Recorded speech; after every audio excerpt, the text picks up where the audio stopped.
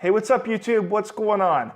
In today's new video, what I wanted to do is have an important discussion about overcoming mechanical lower back pain. And the reason I wanted to make this video is because I feel like there's a lot of people out there that don't have the appropriate mindset set straight in terms of what they should be focusing their efforts on and overcoming any mechanical related lower back issues. And I think a lot of people get lost in the sense that they're trying to find the best diet or nutrition program or the best supplement or the best injection to help overcome their lower back pain, which is fine. And that's totally fine with me. And in those cases, some of those things may work. But I think the thing where people get lost is that when it comes to mechanical lower back pain, you know, you could have all the supplements you want, you could have the best diet, you could have all these injections, but if you don't identify your pain triggers and remove those pain triggers or the mechanism of injury for that matter, then, you know, you could be doing all this supplementation and whatnot or injections, but you're only going to continue to pick at the scab and continue to make things worse. And then, you know, you may be wasting all your money on time on these supplements, diet, or injections, whatever it may be. And they may have no effect at all, or you may be wondering why they're not working. And it's because in the first place, you haven't removed the mechanism of injury or the pain-provoking positions or movements that are causing you to trigger your symptoms or whatever the case may be. So the reason I'm kind of doing this video is because I get asked questions all the time. Hey Remi, what are your thoughts on this supplementation, on bone broth supplementation, calcium supplementation, or some certain vitamin mineral supplementations, or on this type of diet, or on this type of injection? And my answer is always the same.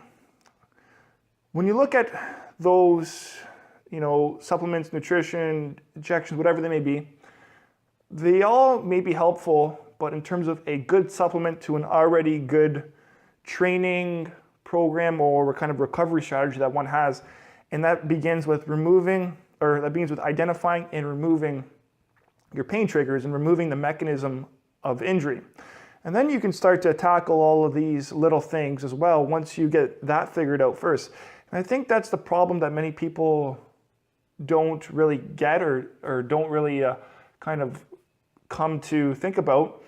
And they often just kind of look to these little quick solutions sometimes when we need to address this issue first, which is remove the mechanism of injury or the pain-provoking kind of movements or positions first, and then look to other solutions or supplemental solutions to your program that could help with your recovery.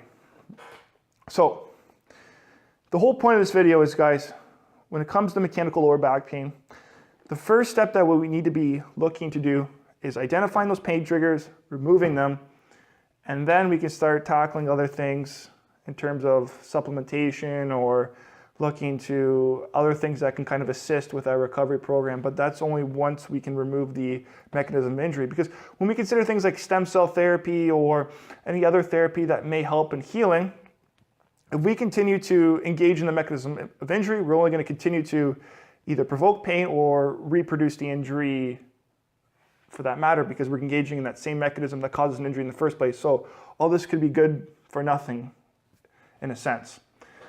And I just wanted to kind of hammer that point home to you guys. It's something that I wanted to kind of discuss. It's been on my shoulders past couple of weeks because a lot of people have been asking these very specific questions, and that's fine. I can understand where people are coming from, but it's just important to identify, hey, we can do all of this, but if we don't start with removing those pain triggers and identifying them and removing them, then all of this other kind of nutrition, supplementation, or injections that we may get are going to do nothing or may have little effect on us for that matter.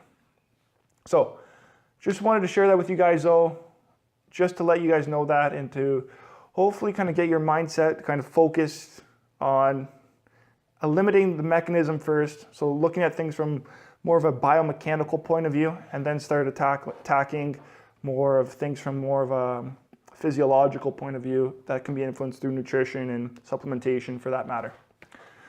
All right, guys, so if you have any questions, comments, anything, be sure to leave a comment below. And for that, we'll wrap it up for the video. I wish you guys all the best and have a successful and productive day. Take care.